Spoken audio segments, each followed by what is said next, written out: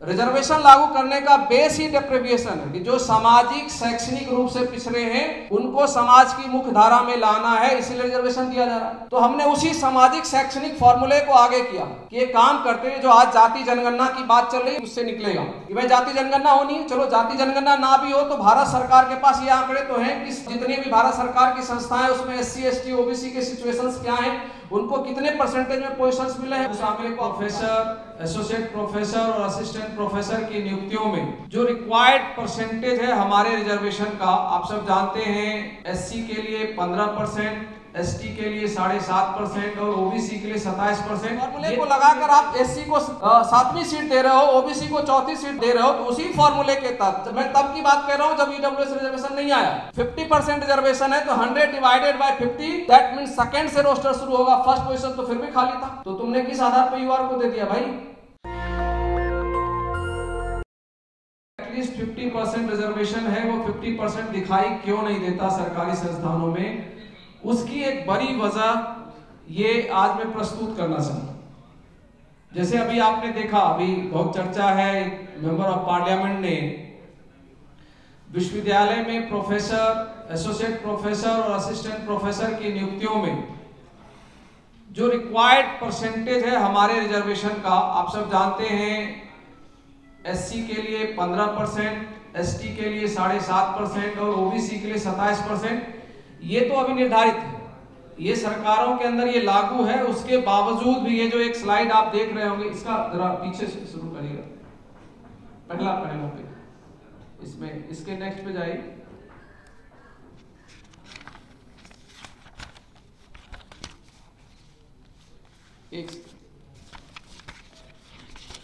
मैं केवल एक चीज, ये अभी बड़ी चर्चा है, प्रोफेसर मनोज झा ने एक राज्यसभा में एक सवाल पूछा था और उस सवाल के जवाब में जो सरकार ने रिप्लाई दिया उससे ये लगभग क्लियर हुआ कि 85% सीटें आज भी प्रोफेसर की और एसोसिएट प्रोफेसर की विश्वविद्यालयों में खाली है। तो खाली है तो उसकी क्या वजह है, वो सारी वजह हम आपके सामने लाना चाहिए।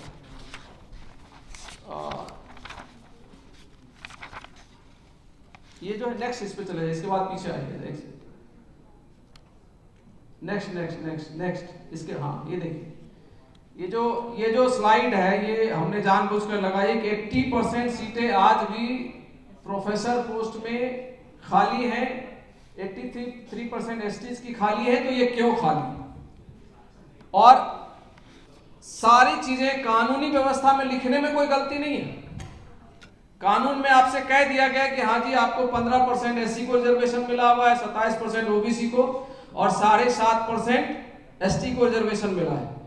मैं इसी संदर्भ में जो प्रॉब्लम की जड़ है उस पर बात करना चाहता हूं। जो साथी सरकारी कार्यालयों में काम किए होंगे उनको ये बात पता है कि रिजर्वेशन लागू करने का जो टूल है, औजार, वो औजार है रोस्टर। और पिछले 30-40 सालों में अलग अलग दौर में भारत की सरकार ने अलग अलग तरह के रोस्टर्स बनाए। कभी 13 पॉइंट रोस्टर बना, कभी बाइनरी रोस्टर बना, कभी 40 पॉइंट रोस्टर बना, और आज के दिन जो रोस्टर चल रहा है बड़े पैमाने पे उसको 200 पॉइंट रोस्टर कहते हैं। अभी हमारे विश्वविद्यालय के 2 प्रोफेसर थे यहाँ पर, प्रोफेसर रतनलाल और प्रोफेसर सूरज यादव। उन्होंने आप लोगों से कहा कि 200 पॉइंट रोस्टर की लड़ाई हम सब लड़े। मैं उसमें दिल्ली विश्वविद्यालय शिक्षक संघ का उपाध्यक्ष था।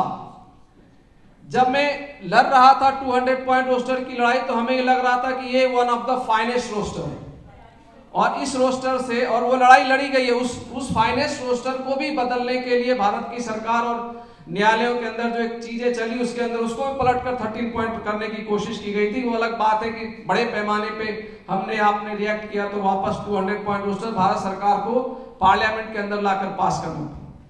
लेकिन मैं आज जो बताने जा रहा हूं उस 200 पॉइंट रोस्टर के अंदर वो सारी बेईमानी जिसकी खिलाफत हम कर रहे थे 13 पॉइंट रोस्टर की, वो सारी बेईमानी आज भी वहां पर है, वो बदला नहीं है। ये दुर्भाग्यपूर्ण है। सवाल यह है कि जब 13 पॉइंट रोस्टर की सारी चीजें वहां पर है तो हमने 200 पॉइंट रोस्टर लड़कर वापस क्या ले लिया? कैसे है और इसकी क्या जरूरत है हमको? ये चीजें आप एक बार थोड़ा सा नेक्स्ट पे जाइएगा।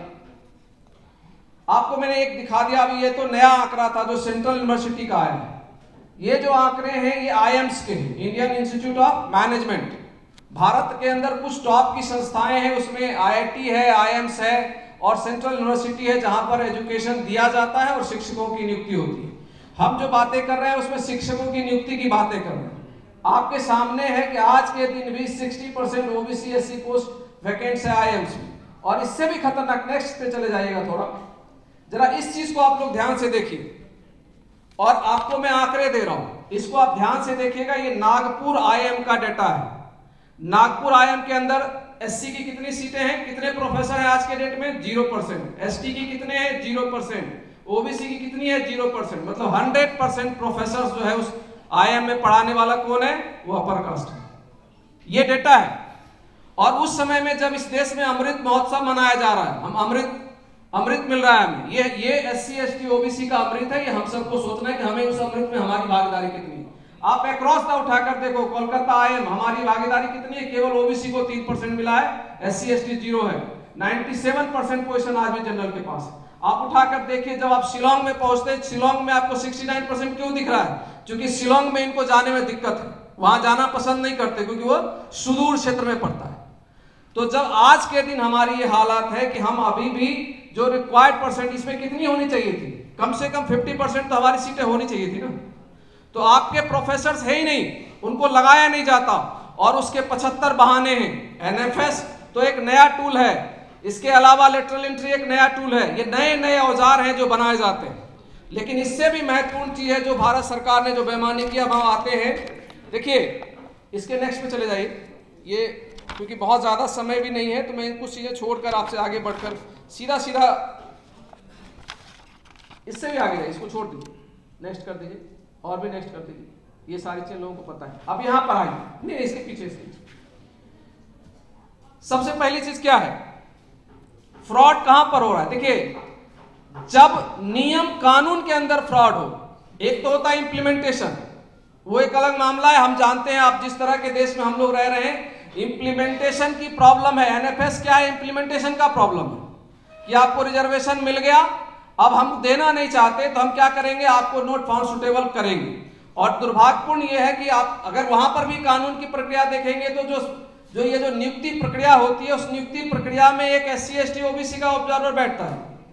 और चूंकि मैं उस आंदोलन को लड़ता रहा हूं, मैं उस करीबी उस चीज को जानता हूं। जब आप लड़ने जाएंगे, अधिकारियों से कहेंगे कि जी आपने एनएफएस कैसे किया, तो पता है क्या बहाने लेते हैं? आपका एक व्यक्ति वहां बैठा तो था, उससे पूछो उसने क्यों नहीं विरोध किया।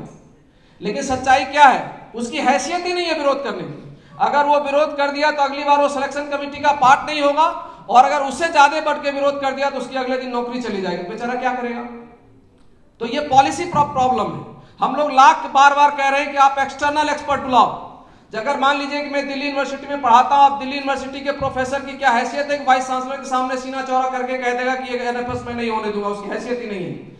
लेकिन अगर आप वहां से उठाकर किसी और जगह से उठाकर एक बिठाओगे तो वो कहेगा कि वाइस चांसलर साहब ये काम नहीं होने दूंगा मैं, तो वो आप बनाते नहीं आप। तो ये एक जो दूसरी चीज है, जो मेन प्रॉब्लम है, वो है हमारा रोस्टर, जो 200 पॉइंट रोस्टर जिसकी हम बात कर रहे हैं। इसके नेक्स्ट पे चलिए। एक बार थोड़ा सा मैं रोस्टर का इतिहास, इसके नेक्स्ट पे चले जाइए।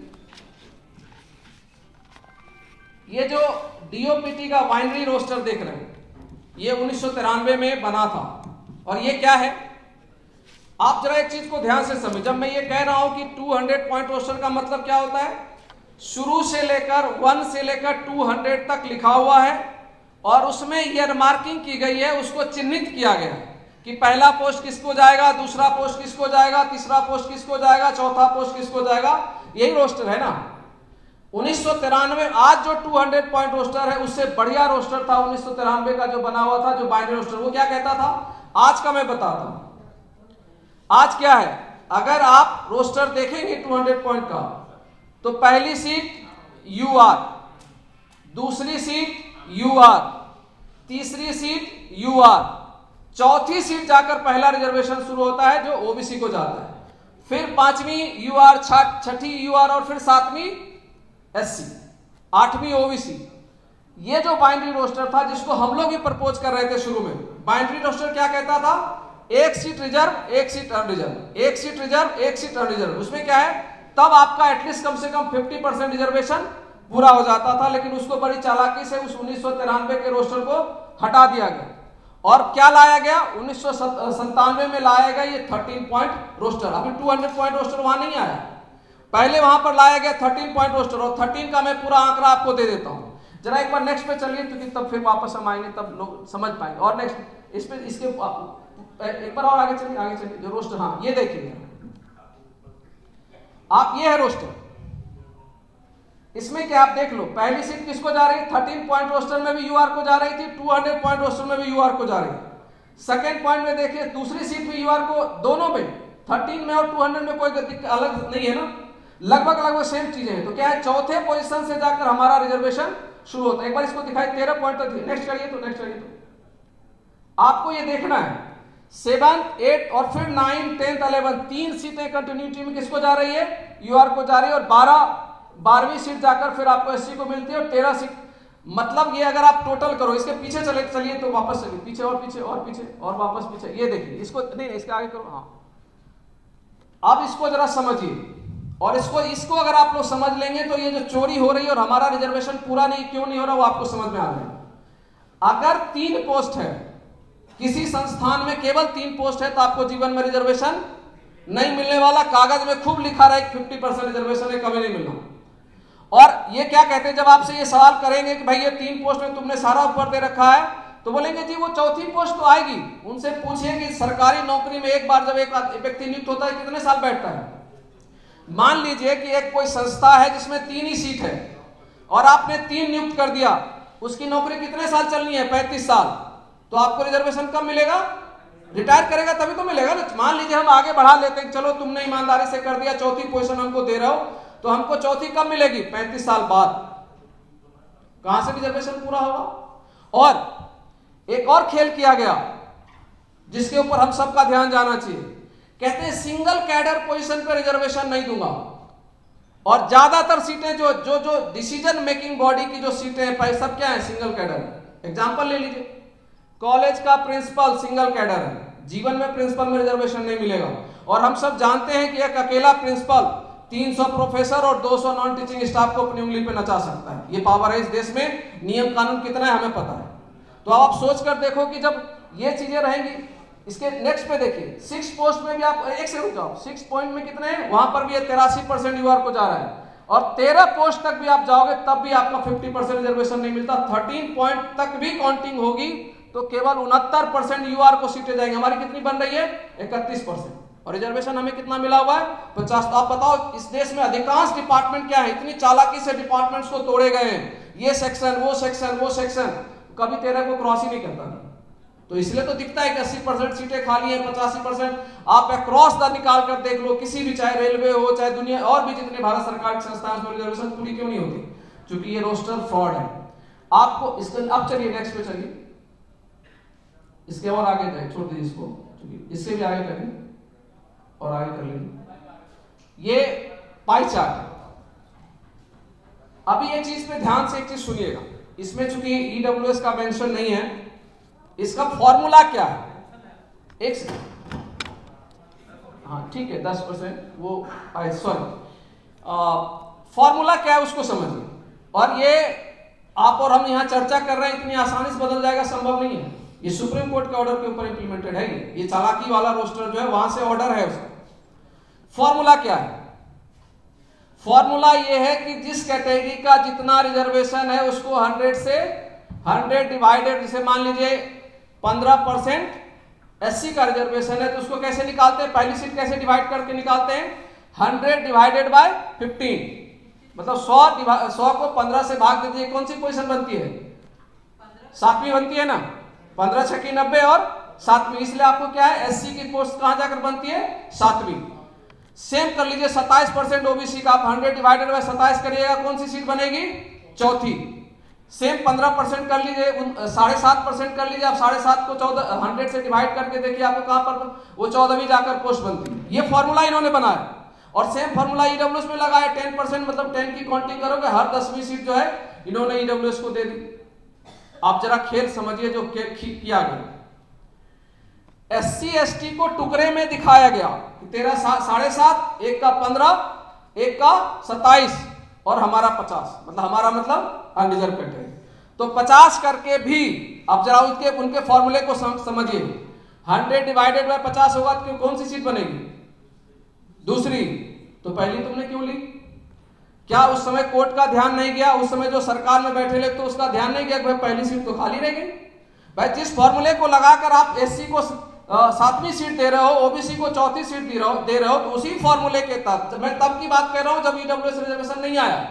50% रिजर्वेशन है तो 100 divided by 50, that mean second से रोस्टर शुरू होगा, फर्स्ट पोजीशन तो फिर भी खाली था। तो तुमने किस आधार पर UR को दे दिया भाई? इसलिए कि UR की सत्ता है देश में। और अब तो कम से कम मैं दावे के साथ यहां कह सकता हूं कि भारत सरकार ने जब EWS रिजर्वेशन लागू कर दिया तो आज के डेट में UR की पोजीशन कितनी बनी? 40% रिजर्वेशन है ना भाई। 27% OBC, 15% SC और 7.5% ये हम 49.5% है, प्लस 10% आपने कर दिया तो उधर हो गए ना 40% UR की सीटें बनी ना। तो 100 डिवाइडेड बाय 40 कर लो कि कौन सी सीट बनेगी? तीसरी। तो पहली और दूसरी सीट तो खाली है ना। आप इसको आगे बढ़ाइए, हमारा होगा इसमें। आप चलो आगे चलो, ये एक से रुक जाइए। अब जब ये क्लियर हो गया कि आज के डेट में जो फॉर्मूला ये हमारा फॉर्मूला नहीं है, ये भारत सरकार का फॉर्मूला है कि भाई जिसकी जितनी पोजीशन है उसको 100 से डिवाइड करके हम उसको ईयर मार्किंग करेंगे, तो उस हिसाब से हमारे दोनों पोजीशंस तो ऊपर के खाली रह रहे हैं ना भाई। UR का अगर हम मान लेते हैं कि UR का ही मान लेते हैं कि चलो तुम्हें ही सबसे पहली सीट देते हैं, हम SC ST OBC के लोग बड़े उदार हैं, हम UR के लिए पहली सीटें देते हैं। यद्यपि कि UR का मतलब हम सब जानते हैं, UR का मतलब हमारी भी सीटें हैं, लेकिन वो मिलती नहीं है। मैं विश्वविद्यालय में पढ़ाता हूँ, 50% अगर कहें वो रिवर्स रिजर्वेशन है। विश्वविद्यालय में अगर आप अंदर जाओगे या देश भर के संस्थानों में अगर आप देखोगे रिजर्वेशन की स्थिति तो वो रिवर्स है। हमें लगता है कि 50% हमारे लिए रिजर्व है, जबकि स्थिति उल्टी है, 50% UR के लिए रिजर्व है। यही इस देश की सच्चाई है। तो चलो जब आपने अब इसमें जो पॉलिसी का देखिए मामला क्या है। अगर हमें उनके ही हिसाब से जो भारत, और हम इसको चैलेंज कर सकते हैं क्योंकि फॉर्मूले में फॉल्ट है, इसलिए हमने ऊपर, आपको याद होगा हमारे स्लाइड में पहले लिखा हुआ था कि पॉलिसी लेवल पे फ्रॉड हो रहा है। और हम सब क्या है, आज तक हमारे लिए दुर्भाग्यपूर्ण क्या है कि इस तरह के महत्वपूर्ण सवालों में कभी उठा ही नहीं है सवाल। और हम सब भी मानकर बैठे थे कि भाई कोर्ट का ऑर्डर है, कोर्ट ने डिसीजन कर दिया। क्योंकि आपको पता है जिस दिन OBC का रिजर्वेशन सुप्रीम कोर्ट के आदेश के बाद लागू हो रहा है, ये देश भी अद्भुत है। हम ऐसे देश में रहते हैं कि अगर आप बताइए EWS के रिजर्वेशन को किसी कोर्ट ने स्टे किया था क्या? किसी कोर्ट ने किया? लेकिन अगर एक चीज आप SC ST OBC के लिए करके देखोगे, आपको 75 जितने स्टेट के हाई कोर्ट्स हैं और उसके बाद फाइनली सुप्रीम कोर्ट में भी स्टे लगता है। तो जो चीजें लीगली लागू होती है उसके ऊपर स्टे लगाकर, OBC का रिजर्वेशन नियम से एटलीस्ट 1991 से लागू होना चाहिए था। कोर्ट के स्टे के बाद 1993 में आता है और ये 200 फॉर्मूले के साथ आता है। और उस 200 फॉर्मूले का मैं ये बता रहा हूं कि ये उसकी कमियां हैं। अब क्या है, हमारे कुछ प्रपोजल्स भी। आपको एक चीज तो मैंने क्लियर कर दिया कि ये 200 पॉइंट रोस्टर चलता रहेगा, तो आप सपना देख सकते हैं आपको मैक्सिमम सीटें अगर मिल जाएंगी तो 67% ऑलवेज वो UR को रहेगा। क्योंकि 200 सीटें कभी हो ही नहीं सकती एक संस्था के अंदर। और एक बार जो व्यक्ति नियुक्त हो गया वो 35, 40 साल नौकरी करने वाला है, तो आप हमारी पोजीशंस कितनी होगी। और यही देश है जहां पर यह भी चर्चा चलती है कि और कितने दिन का रिजर्वेशन लोगे जी। ये भी सवाल उठने लगे कि भाई 75 साल से रिजर्वेशन ले रहे हो। सच्चाई है कि हमें पता है कि आप अगर कॉमन सेइंग में जाएंगे, आम लोगों के बीच बात करेंगे तो बोलेगा 75 साल से आप रिजर्वेशन ले रहे हो। उनसे पूछो कि जरा OBC का रिजर्वेशन कब लागू हुआ था। तब 1993 से इस देश में OBC का रिजर्वेशन लागू। और कई सारी संस्थाएं आज भी है, मैं आपको बता रहा हूं, जहां पर आज भी OBC के रिजर्वेशन तो एटलीस्ट नहीं लागू। बहुत सारी जगह ऐसी है। हायर एजुकेशन में भी ये 1993 में नहीं दिया था। हायर एजुकेशन के रिजर्वेशन 2007 में जाकर लागू हुआ। तो जो चीजें आज मिलनी शुरू हुई, अगर मान लीजिए उस पोजीशंस पे जो लोग पहले बैठे थे, आप भले ईयर मार्किंग कर दो, मेरी बात आप समझ रहे हो, आपने रोस्टर बनाया, आपने दिखा दिया कि चौथी पोजीशन OBC को जानी, लेकिन चौथी पोजीशन पे एक UR का व्यक्ति ऑलरेडी पढ़ा रहा है, तो उसके रिटायर होने का आपको इंतजार करना पड़ेगा। आप लगाते रहो रोस्टर, तो कहां से हमारा रिजर्वेशन पूरा होगा। हम लोगों ने इसके ऊपर दो हमारी चिंता। नेक्स्ट चले जाए, आगे बढ़िए। तो जो हम प्रपोज कर रहे हैं वो भी हमें देखना चाहिए। इसके पीछे ये वाला पेज है, इस वाले पेज को दिखाइएगा। हाँ, इसमें देखिए, चूंकि बहुत ज्यादा टेक्निकल चीजों पे हम नहीं जाके, हम लोग एक प्रपोजल कर रहे हैं। हमने कमियां बता दी, लेकिन कमियां बता के तो नहीं काम चलेगा ना। रास्ता क्या है? रास्ता ये है, सबसे पहली चीज तो है इस रोस्टर को हमको चैलेंज करना। और ये आप सब यहाँ बैठे सब प्रबुद्ध लोग हैं, इसकी चर्चा अगर अपने अपने जानने वाले 10-10, 20-20 लोगों से करेंगे तो ये क्रांति बनेगी। भैया ये जो अभी चल रहा है इसलिए रिजर्वेशन हमारा पूरा नहीं होता। हम बड़ी जब ये कोई राज्यसभा मेंबर या कोई पूछ लेता है आरटीआई से, तो हम खूब फेसबुक और सोशल मीडिया पर उसको शेयर करते हैं, लेकिन समाधान नहीं निकलता। समाधान निकलेगा कहां? जब पॉलिसी में प्रॉब्लम है। क्या रास्ता है? पहली बात तो यह है कि हम ये पूछें कि पहली सीट यूआर को ही क्यों जानी चाहिए। एक सवाल, कोई लॉजिक तो हो ना, यूआर को क्यों जानी चाहिए पहली सीट? हमने फॉर्मूले में फॉल्ट बता दिया। चलो वो कह सकते हैं कि नहीं जी हमारे पास 40% हमारा, मतलब हमारा इन द सेंस यूआर, और फिर यूआर में अगर आप बहस करोगे तो बोलोगे यूआर मतलब किसी कास्ट का थोड़ी है जी, वो तो सबके लिए। सच्चाई अलग बात है कि हमें पता है कागज पे वो नहीं है, लेकिन जो प्रैक्टिकली है वो सबके सामने। हम लोग एक चीज प्रपोज कर रहे हैं। फर्स्ट तो अगर नहीं कुछ हो सकता है तो एटलीस्ट बाइनरी रोस्टर वापस लाया जाए। मतलब अगर कहीं पर भी 2 सीट है तो 1 सीट रिजर्व की, 1 सीट अनरिजर्व। फर्स्ट प्रपोजल हमारा ये है। कम से कम ये होगा कि चलो 2 सीट भी कहीं पर बनेगी तो एक रिजर्व कैटेगरी के व्यक्ति को तो मिल जाएगा, वहां शुरुआत हो जाए। पर यह भी न्यायपूर्ण नहीं है। न्यायपूर्ण का तरीका क्या हो सकता है? हम कह रहे हैं कि जो डिप्राइव्ड लोग हैं, डेप्रिविएशंस पॉइंट निकालो आप। चूंकि रिजर्वेशन का बेस क्या है? रिजर्वेशन लागू करने का बेस ही डेप्रिविएशन है कि जो सामाजिक शैक्षणिक रूप से पिछड़े हैं उनको समाज की मुख्य धारा में लाना है, इसीलिए रिजर्वेशन दिया जा रहा है। तो हमने उसी सामाजिक शैक्षणिक फॉर्मूले को आगे किया कि ये काम करते हैं। जो आज जाति जनगणना की बात चल रही है उससे निकलेगा कि भाई जाति जनगणना होनी है। चलो जाति जनगणना ना भी हो तो भारत सरकार के पास ये आंकड़े तो हैं किस मतलब जितनी भी भारत सरकार की संस्थाएं उसमें एससी एसटी ओबीसी के सिचुएशंस क्या हैं, उनको कितने परसेंटेज में पोजीशंस मिले हैं, उस आंकड़े को आप निकालिए और उस आंकड़े का फिर डिप्रिविएशंस पॉइंट निकालिए। एग्जांपल के तौर पे मान लीजिए कि कोई संस्था है जहां पर 100 कर्मचारी काम करते हैं। 100 कर्मचारी काम करते हैं तो नियम के हिसाब से 7%, अभी के हिसाब से जनसंख्या वाली चीजें होंगी वो एक अलग बात है। 7% आज भी रिजर्वेशन है उनका। तो अगर आप 100 में 7 लोग अगर वहां उपलब्ध है तो इसका मतलब वो डिप्राइव्ड नहीं है भारत सरकार के नियम के हिसाब से। 27 ओबीसी है तो इसका मतलब उनका भी सीट पूरा हो गया और 15 एससी है तो उनका भी पूरा हो गया। लेकिन हम सब जानते हैं सच्चाई क्या है, अभी हमने सारा डिटेल आपको दिखाया। जब आप डेप्रिविएशन निकालने जाएं, मेरा ये कहना है कि आप डेप्रिविएशंस निकालो कि जिसके जितने रिक्वायर्ड थे 15% एससी के, 27% ओबीसी के और 7%, 7.5% एसटी के, वो पूरे हुए या नहीं हुए। अगर नहीं हुए तो जो सबसे पीछे जिसको सबसे कम मिला, चाहे वो एसटी हो, चाहे ओबीसी हो, चाहे एससी हो, उसको पहली सीट दो। भाई अल्टीमेटली हम यही तो चाहते हैं ना कि जो डिप्राइव्ड लोग हैं उसको बराबरी का हक मिले। तो हम ये प्रपोज कर रहे हैं कि भारत सरकार अपने सरकारी संस्थानों में नियुक्त कर्मचारियों के बीच जाए, उसके डेटा को खंगाले और जो सबसे ज्यादा डिप्राइव्ड है उनको पहली सीट दी जाए और फिर उसको ऊपर तरीके से आप लगाते जाइए। मान लीजिए कि एसटी सबसे ज्यादा डिप्राइव्ड है, पहली सीट उसको दे दो। हम ये नहीं कह रहे कि आप, है ना, क्योंकि हमने आपको फॉर्मूले दिए कि भाई 100 आप जब 100 पॉइंट लगाते हो 40% उनका है, 40% में एटलीस्ट ऊपर की 2 सीटें आज भी खाली, तो उस हिसाब से पहला उनको फिक्स करो, जो सेकंड डिप्राइव्ड है उनको दो और तब तीसरी सीट जो आप यूआर को दो, तो हम विरोध नहीं करते। और चौथी सीट जो डिप्राइव्ड है उसको, ये स्ट्रक्चर आप बनाएंगे।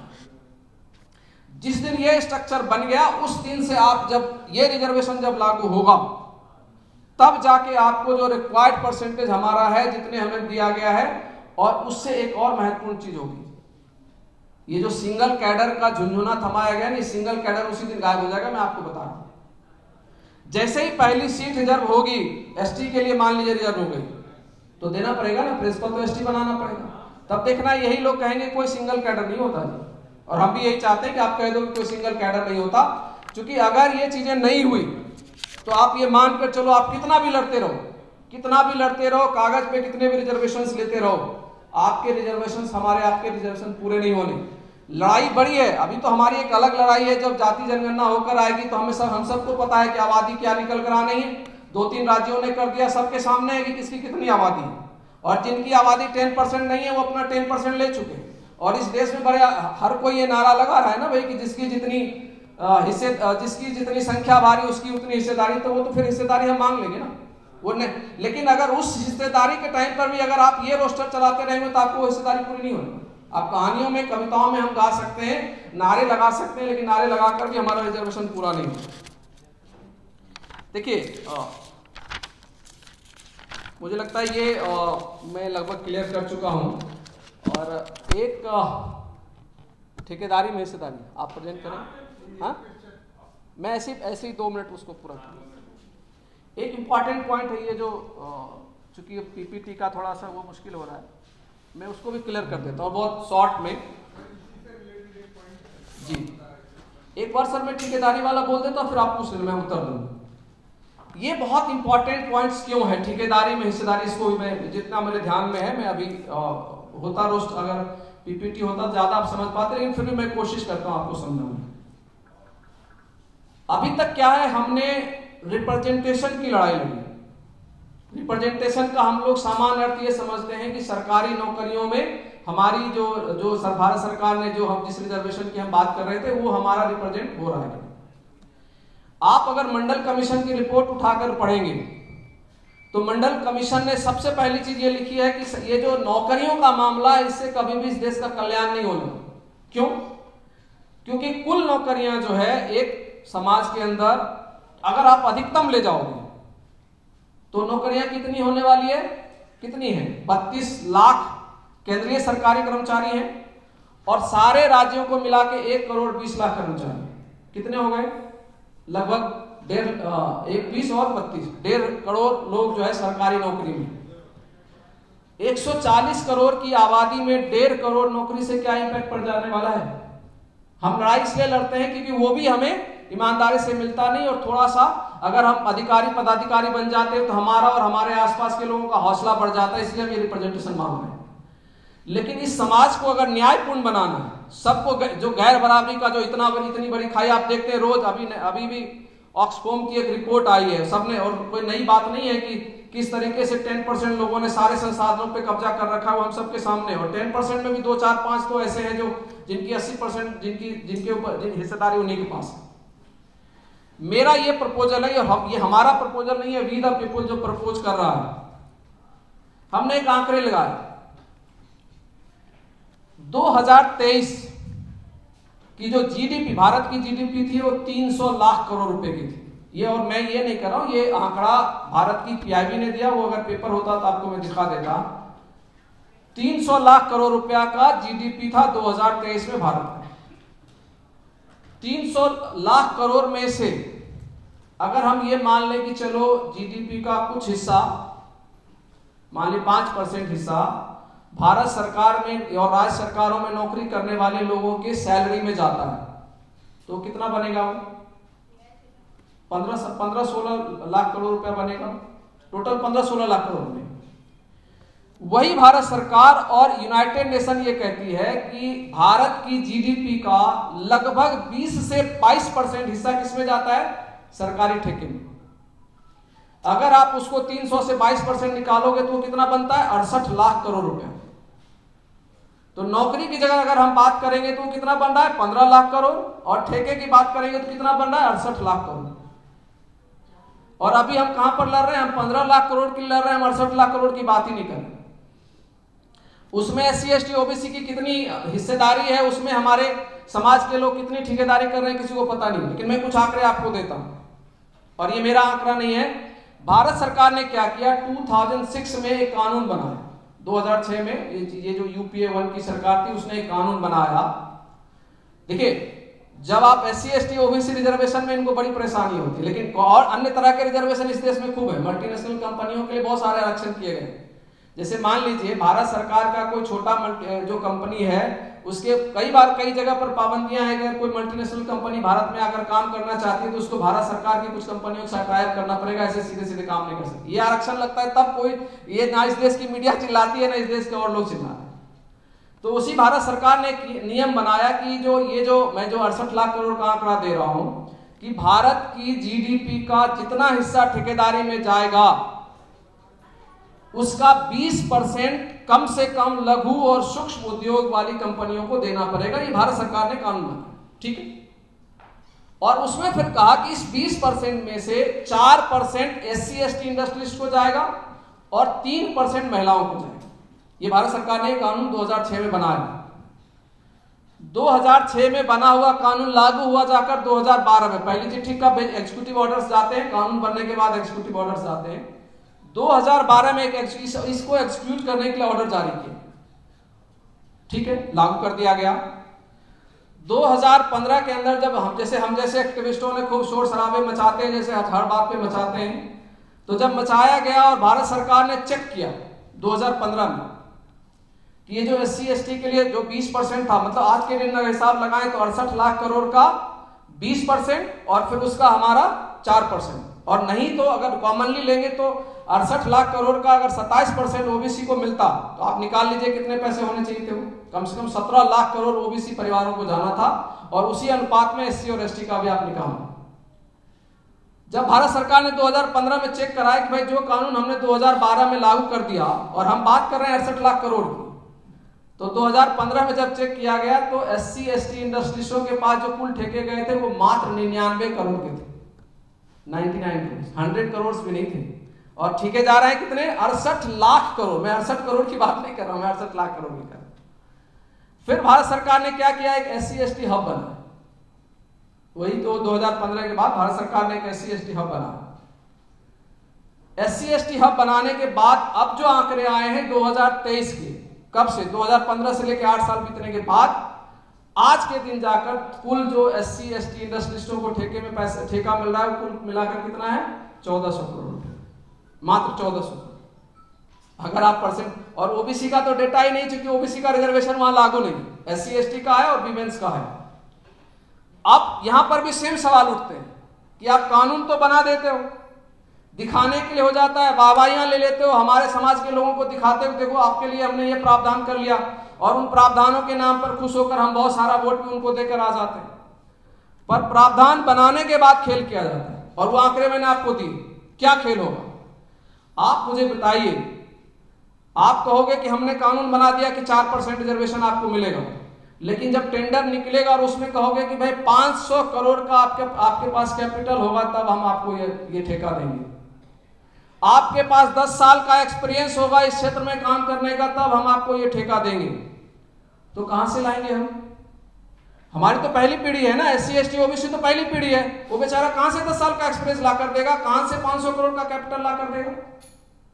तो जो अधिकारी बैठे हैं उनको पता है कि कैसे आपके कागज में रिजर्वेशन और प्रावधान, बाकी जो भी अप्लिकेंट के जितने रूल रेगुलेशन बनाने, वो हंसते हैं जब ये कानून बन रहा होता है पॉलिटिकल प्रेशर के अंदर, तो ये अधिकारी अपने अपने कार्यालयों में बैठकर हम लोगों पर हंस रहे होते हैं कि अच्छा कोई बात नहीं, आप बना तो लो, बाकी काम तो हम देखेंगे ना कैसे घुमाना। तो वही घुमाया जाता है। और अगर ये चलता रहा तो चाहे कि कुछ भी हो जाए, देखिए इस चीज को समझिए कि हम लोगों ने अब जो नेक्स्ट स्टेप लिया है कि भाई ये सामाजिक शैक्षणिक पिछड़ेपन और प्रतिनिधित्व की लड़ाई के आगे हमको सरकारी ठेके में हिस्सेदारी चाहिए, तो उसकी एक वजह है। और ये बड़ा पॉलिटिक्स हमारे अभी भाई जो बाप पार्टी के थे, ये भारतीय आदिवासी पार्टी के, ऐसे बहुत सारे ऑर्गेनाइजेशन इस देश में खड़े होते हैं, पॉलिटिकल ऑर्गेनाइजेशन। और आप जानते हैं पॉलिटिकल ऑर्गेनाइजेशन को रन करने के लिए बहुत सारी चीजों की जरूरत पड़ती है, उनको फंडिंग की भी जरूरत पड़ती है, उनको और तरह के सहयोग की जरूरत पड़ती है। लेकिन जब हमारा समाज खुद ही अपने रोजी रोटी के लिए संघर्ष कर रहा है तो अपना नेता पैदा कैसे करेगा? आपको हमको अगर अभी मान लीजिए जरूरत पड़े कि हमको एक मेंबर ऑफ पार्लियामेंट को लड़वाना है, उसको बेचारे को चुनाव लड़ने के लिए 2 करोड़ रुपए खर्चा चाहिए, तो हम में से आप में से कितने लोग हैं जो उसको चंदा दे सकते हैं? कोई नहीं दे सकता ना। हम 5,000 10,000 50,000 दे भी देंगे तो चूंकि एक सिस्टम ऐसा क्रिएट किया गया है कि वो चुनाव लड़ना है उसको, तो उसको इतने पैसे खर्च करने पड़ेंगे। और हम आप कहते हैं, अभी भी कई साथी कहकर गए कि भाई हमारा नेता वहां जाकर बोलता नहीं है। कैसे बोलेगा? उसको पता है कि जब मैं दोबारा चुनाव लड़ने जाऊंगा तो मुझे वही फंडिंग लेने के लिए उन्हीं लोगों के पास जाना पड़ेगा जिसके खिलाफ मैं बोल रहा हूं, और वो फिर मुझे फंड नहीं देगा और सब उसी पार्टी से जाकर हमारा टिकट भी कटवा देगा, तो कहां से लड़ेगा? तो जब अगर आप आर्थिक रूप से संबल होंगे, आज हमारे समाज के ठेकेदार हों जिनके पास 50,000 करोड़, 10,000 करोड़, 20,000 करोड़ की ठेकेदारी कर रहा होगा, तो अपना पॉलिटिकल फंडिंग करेगा और फिर हमारा एक लीडरशिप पैदा होगा। तो हमने एक डिमांड है, हमारा जो WTP एक डिमांड सजेस्ट कर रहा है, वो डिमांड ये है कि भारत सरकार ने ये जो SC/ST हब बनाए, पहला डिमांड तो ये है कि उसमें OBC को शामिल करो। 4% क्यों दिया, वो कोई भीख नहीं है। तो जितने आज के दिन में कम से कम जितने रिजर्वेशन लागू हैं, 27% OBC को दो, 15% SC को दो और 7.5% ST को उस ठेके में पहले तो हिस्सेदारी दो। दूसरा, जब यही भारत सरकार मल्टीनेशनल कंपनियों को भारत आना है तो उसके साथ ये बाध्यता लगाती है कि आप जो है आपको जो है अलाइन करना पड़ेगा यहाँ के लोकल छोटे छोटे यूनिटों के साथ। तो उसी तरह के प्रावधान तो हमारे लिए भी हो सकते हैं ना। कहा जा सकता है कि SC/ST के 4 कंपनी मिलकर आओ और ये ठेके लेकर जाओ। अकेले में मान लिया हमारे पास 500 करोड़ नहीं हो सकता, लेकिन हमारे 4 इंडस्ट्री जो SC/ST समाज के हैं, OBC समाज के हैं, वो आपस में मिलकर 500 करोड़ तो इकट्ठा हो सकता है। तो जब आप पॉलिसी फ्रेमिंग करेंगे, ये काम करेंगे, तभी तो होगा। और दूसरी चीज, जो बैंक का लोन है, मैं एक लास्ट बात कह के, क्योंकि काफी देर से वो हो रहा है, एक घटना याद करिए, क्योंकि सारा खेल वहां पर है। क्योंकि आपको लोन, आप और हम लोन मांगने जाएंगे, नहीं मिलता।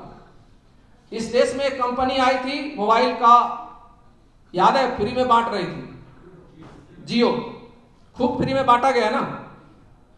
उस समय हमें यह लग रहा था कि अब मोबाइल पे बात करना और मोबाइल खरीदना, मतलब जो है जियो भाई साहब हमको मुफ्त में जीवन भर देते रहेंगे। और हम सब ने क्या किया, पुराने जितने सर्विस प्रोवाइडर थे सबको फेंका और उसका खरीद लिया। वो मछली का चारा था, आप आज तो समझ रहे होंगे किस मछली के चारे में लोग फंसे। उस समय कहा गया फ्री में, और आज कितना वसूला जा रहा है, 249, 300, पता नहीं कितने कितने तरीके से वसूला जा रहा है। आप जानते हैं वो खेल कैसे हुआ था? उस समय सरकारी बैंकों ने उस संस्था को, उस कंपनी को 72,000 करोड़ का लोन दिया। तो अगर आपको कहीं फ्री में आ जाए 72,000 करोड़ लोन, तो आप मुफ्त में बांट सकते हैं ना। और बांटने के बाद क्या हुआ, हम शिकारी बन गए और अब शिकारी से वसूला जा रहा है। तो हम कह रहे हैं हमें भी लोन दो ना, SC/ST ये प्रावधान करो कि SC/ST OBC को भी उसी अनुपात में लोन मिलना चाहिए। जितना UR के लोगों को, ठेकेदारों को लोन देते हैं, उसी अनुपात में हमारी जो भागीदारी है उतना हमको लोन दो। फिर दिखाते हैं कैसे ठेका हम नहीं चला सकते और ठेकेदारी हम नहीं कर सकते। तो इसलिए लड़ाइयां बड़ी है। मैं अब यही अपनी बात खत्म करता हूं। इन दोनों ही मुद्दों पर हम लोगों ने इसलिए जानबूझकर ये मुद्दे यहां पर रखे कि इन दोनों ही मुद्दों पर अगर हम ईमानदारी से लड़ेंगे तब जाकर ये बदलाव होगा, नहीं तो हम लगातार संघर्ष ही करते रह जाएंगे, परिणाम तक नहीं पहुंच पाएंगे। इसलिए हमारा निवेदन है कि इस चीज को गली गली में पहुंचाइए। नेशनल दस्तक की आपसे गुजारिश है कि अगर इसको बचाना चाहते हैं तो नेशनल दस्तक को सब्सक्राइब करने के लिए रेड कलर के सब्सक्राइब बटन को दबाएं, फिर बेल आइकन की घंटी दबाएं। नेशनल दस्तक को बचाने के लिए बहुत जरूरी है कि हर खबर को शेयर करें, लाइक करें, कमेंट जरूर करें।